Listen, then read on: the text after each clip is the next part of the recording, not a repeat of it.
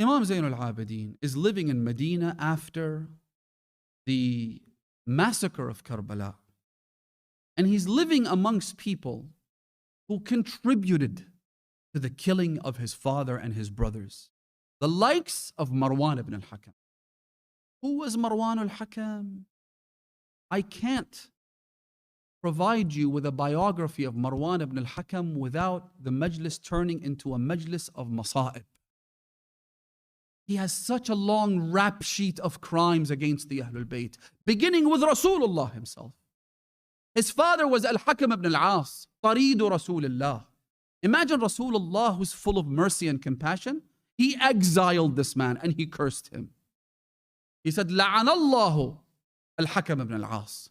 And he said that this person should be exiled. He should never be allowed back in Medina. Imagine what would it take for someone to be thrown out of Medina by Rasulullah.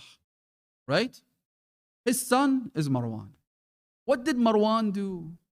Marwan was one of the first people to establish the tradition of cursing Ali ibn Abi Talib on every pulpit. Marwan would sit on the pulpit and curse Amir al-Mu'mineen, Imam al-Hasan, Imam al-Hussein, and Fatima al-Zahra. Marwan was one of the people who participated in the battle of Jamal against Amir al-Mu'mineen. He killed Talha, by the way. Right? Talha's death came at the hand of his good friend, but because there's no honor among thieves, and he feared that if the battle ended in the victory of the she-camel, then Talha might have, because of his proximity to her, he might have some position offered to him. So he said, let's kill the competition. He killed him. Interestingly enough, the battle of Jamal was waged against Amir al-Mu'mineen for what reason? You remember? It was avenging the blood of who? Uthman. Marwan ibn al-Hakam was one of the chief agitators against Uthman. He was one of the people who wanted Uthman killed, right? But of course, he joined in with the camel and he fought with Amir al-Mu'mineen. Then after Jamal, he joined the Battle of Siffin against Amir al-Mu'mineen. I mean, have you ever seen a rap sheet that's worse than this? All the things that he has done. He was also the one who went and got her to come out and shoot the body of Imam al-Hasan when he was about to be buried next to Rasulullah. He said, Wallah la ad'u ibn turabin yudfanu 'inda Rasulillah wa Uthman madfunun fi maqabir al-Yahud. He said, as long as Uthman is buried in the Jewish cemetery, I won't let Hassan be buried next to his father Rasulullah. He was the one who went out and said, come out and let's block this from happening. And so they shot the body of the master of the youth of paradise. This is all who? Al-Wazagh ibn al-Wazagh, Marwan ibn al-Hakam. And yet, when Yazid, by the way, later on he committed many more atrocities, many more crimes afterwards. He was the fourth Umayyad Khalifa. After Yazid ibn Muawiyah, Muawiyah ibn Yazid didn't get to rule that much. He was timid, too scared. Wasn't a good person, by the way. He just didn't want to handle the fallout from his father's adventures and idiocies. And so he resigned and abdicated. Who became the king? Who became the Khalifa? Marwan ibn al-Hakam. He only ruled for about a year. He was killed by his wife's son. Long story short, messed up family situation. Eventually was killed, but he became the first of the Marwani dynasty. So his crimes are endless. And yet, he was very close to Yazid ibn Muawiyah. La'natullah alayh.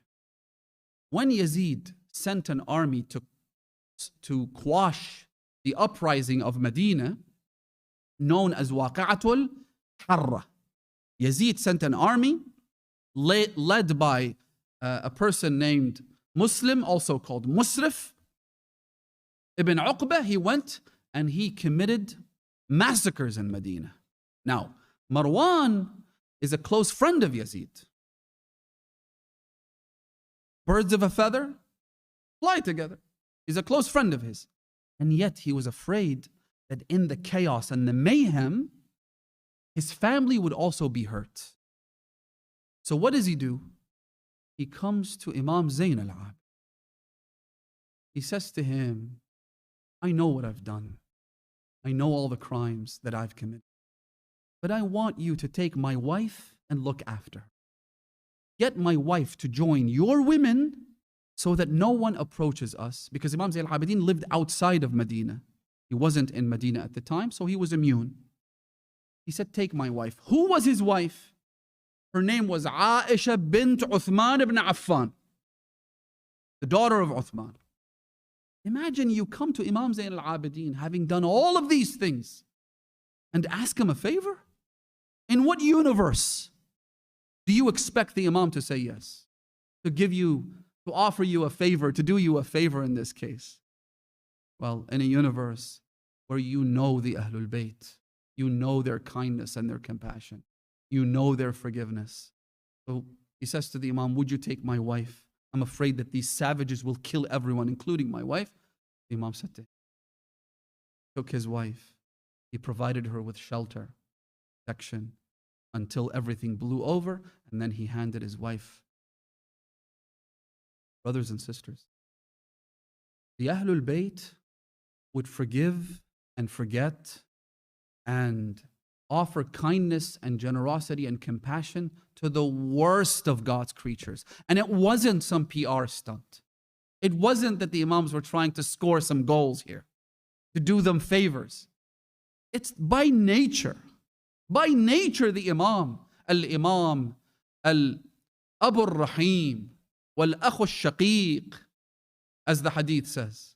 By nature, they spread compassion and love. Let's do that amongst our communities. I wanted to talk about conflict resolution, about what to do when there is disagreement, when there is a conflict.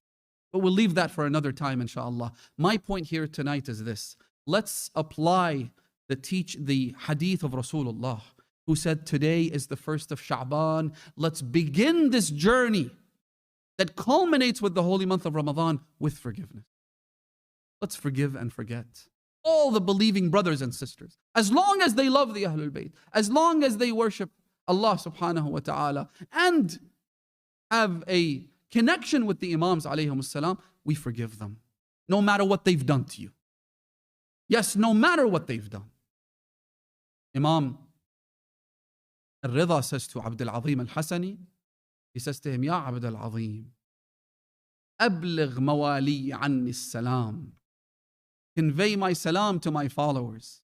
May Allah make us among those who are recipients of the salam and greetings of Imam Al-Rida. He says, أبلغ موالي عني السلام ومرهم بصدق الحديث وأداء الأمانة وأن لا يجعلوا للشيطان على أنفسهم سبيلا. The Imam then says, this is my advice to the Shia. وأن لا يشغلوا أنفسهم بتمزيق بعضهم بعضا.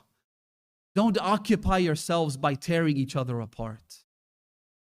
وَمُرْهُمْ بِإِقْبَالِ بَعْضِهِمْ عَلَى بَعْضٍ بِالْمُزَاوَرَةِ. The Imam says they should turn towards each other, visit each other, go to each other, give gifts to each other. Do these things. Sometimes we do this to non-Muslims because we're all about, let's invite non-Muslims to Islam, but we neglect our own brothers and sisters.